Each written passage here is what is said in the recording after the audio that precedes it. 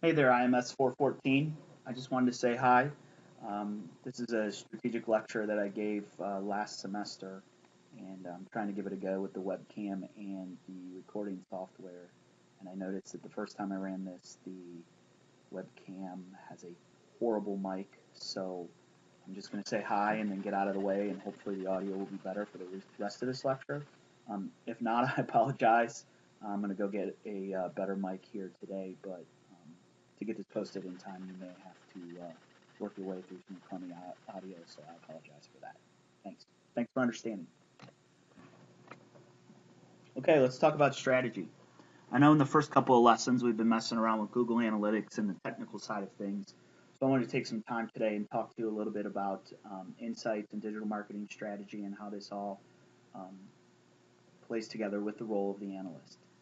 So if you remember back to our lesson one readings, we were we were talking a lot about data, we were talking a lot about business, a lot of things around people. But you notice that the two big words here, data and business, are really what this class is about. And so since the entire coursework is about data and using Google Analytics to collect data, report on data, and analyze data, I'm going to spend a little bit of time here today talking to you about business because I think that strategy and how an analyst supports the strategic function of an organization is probably the most important thing that an analyst can do. So when we talk about strategy, it's typically viewed as something that's very confusing. We have strategy statements, strategic roadmaps, launch strategies, innovation strategies. Sometimes strategy just gets used to describe just about anything in an organization because people, for lack of a better word, just want to sound strategic. But at its core, strategy is really the practice of figuring out the best way to get from here to there. And so if you use that as sort of a guidepost on how you want to think about strategy, at its core, we're really talking about where are you now, where do you want to end up, what stands in between, a collective chosen approach that the organization is going to use um, to deliver that, and then take a specific course of action. So if you think about where are you now, that's obviously the here.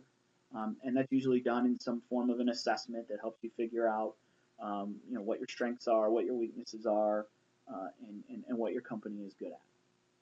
Where you want to end up is that's definitely the vision piece, right? What type of organization do you want to become? Where does the business want to? What does it want to be? What does it want to stand for? A lot of marketing and branding is tied up in that.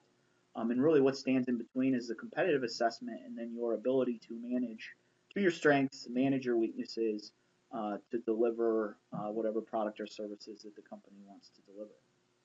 Four, the chosen approach is simply how are you going to go about doing this? Are you going to be a digital business? Are you going to be an offline business? Are you going to open up multiple stores? Are you just going to focus on e-commerce? So all those different choices that you're making are really those strategic choices on how you're going to accomplish what you want to accomplish. And then five is a specific course of action. When are you going to launch the website? When are you going to open stores? What order of stores are you going to open? So all those questions are really tied up in a specific course of action. And so, my intention here is um, to just kind of communicate to you uh, that strategy at its core is really about the process of thinking through all of the different options that your business has, and then making an informed decision around that. And analytics, at its core, is really about delivering the necessary information to make these strategic choices. At the end of the day, you really have two things going on. You have the business owner, the woman on the right, Simpsons character. I wish I could remember her name. And then you have the nerd on the left. And unfortunately, a lot of times these two roles are viewed as opposites and that they're not really compatible. But unfortunately, I think for analysts these days, particularly in a digital setting, particularly with Google Analytics and some of these other tools, you really need to be a hybrid of both. You need to have good business awareness, a keen sense of what needs to get done, and then you kind of have to be a geek willing to dive into the data, mess with some things technically to really figure out do you have what you need to make that informed choice that I was talking about earlier. So, in my opinion, there are really two types of analysts. You have your heads down analysts, which most commonly accept projects from the organization, um, basically answer questions.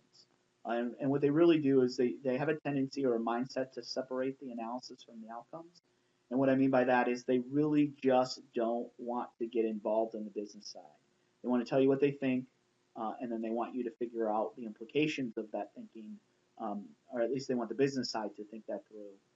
And that they're really focused on methodology. What they really want to do is just give you the best analysis that they can. Heads up analysts, in my opinion, are more opportunity seekers. They have more of an entrepreneurial mindset in that they're looking for the things or the questions or the issues that the business is stuck on and know that data is a way to help them solve those problems. They're really focused on delivering insight.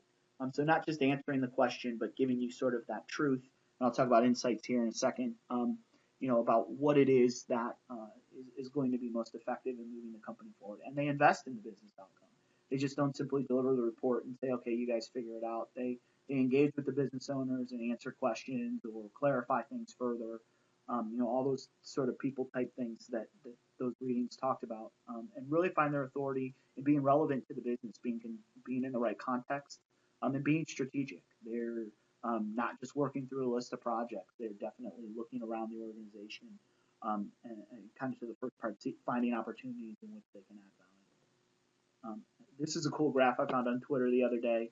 It's really an analyst is the difference between knowledge and experience, or in this case, just data and insight. So knowledge, we all know these things exist. There are all these different data points, and on their own, they're not terribly helpful. But an analyst with some experience or with some insight can start connecting the dots. I know it's a bit of a cliche to use this analogy, but I think it's really important that connecting the dots is probably the most important thing an analyst can do. They have to have a natural curiosity to wanting to solve problems and a willingness to dig in and figure out what's going on in certain situations.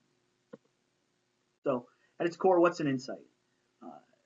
A definition that we like to use in my organization is a truth which until now has not been leveraged, but if leveraged will generate revenue. Talking about it another way, it's an attempt to discover a penetrating truth around consumers, their aspirations and motivations, which can be used to generate growth, and delivered, regardless of methodology, should be credible, actionable, and practical that will make a real difference to the client or business.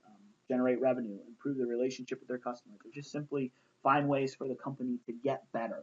I think it's really important that these insights add value to the company, that they're representative of smart thinking, and frankly is the number one commodity that an analyst has within an organization. If they're routinely delivering quality insight, they will be valued, they will be asked to participate in a number of projects and obviously get promoted and move through the ranks, and all the wonderful things that come with promotion in terms of pay and title, and new and exciting opportunities. So, um, you know, we're going to talk more about insights later in this course. And really think of this course as a lesson in how to generate insights.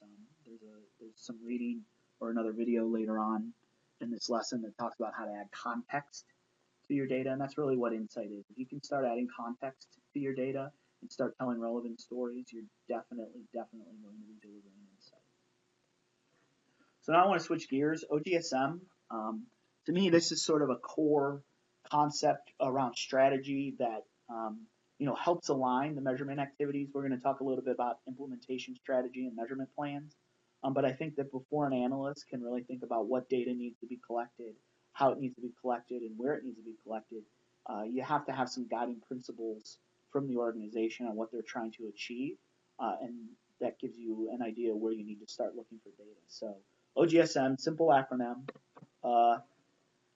But before I talk through it, it's sort of this concept. If you don't know where you're going, you will wind up somewhere else. And I think that an OGSM is a clear, concise framework by which you can deliver that sort of chosen approach that will help you make sure that you're going where you want to go and that you don't end up as a business somewhere you don't want to be, like out of business.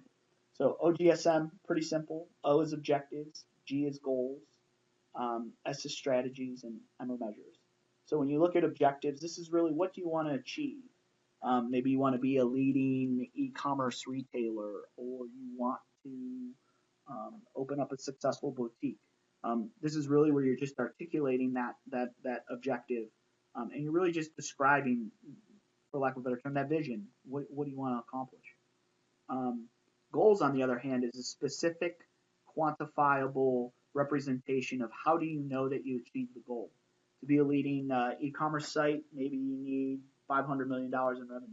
Maybe to open a boutique, you're thinking modestly, maybe first year sales of around $250,000 or something like that. So what you want to do is be very specific, because that's going to give you guidance on how well you're doing, and basically give you that benchmark to work towards. Strategies, again, are just an articulation of how do we focus our resources to achieve these goals. That could be, making sure that we develop a world-class, user-friendly site that is running all the time. Maybe for a boutique, it is finding the right location in the right neighborhood that has the right clientele. Really what it is, it's all about focusing resources. And again, then, you have your measures piece, which again is quantifiable representation of how you're going to monitor progress along the way. Maybe you're looking at monthly sales numbers. Maybe you're looking at the different types of products that are being sold and making sure that you know which products are the most profitable. And really, this is measures piece that an analyst cares about, because it's these measures then that you take and really look for opportunities to provide data back to the business so that the business can stay informed on how well it's doing. And again, also insights into how the business might be able to change its approach or alter its approach to achieve its goals more efficiently or effectively. So I just want to give you a quick rundown on strategy. I know it was a high-level talk. I mean, this is obviously not a strategy class. I'm sure there are a lot of great classes at Miami that can talk to you more about business strategy. But what we're going to do now in the lesson is sort of go back to some readings and pick up from the measures piece here how you can draft an implementation and measurement plan to really make sure that your Google Analytics setup is delivering the type of information that the business needs to succeed.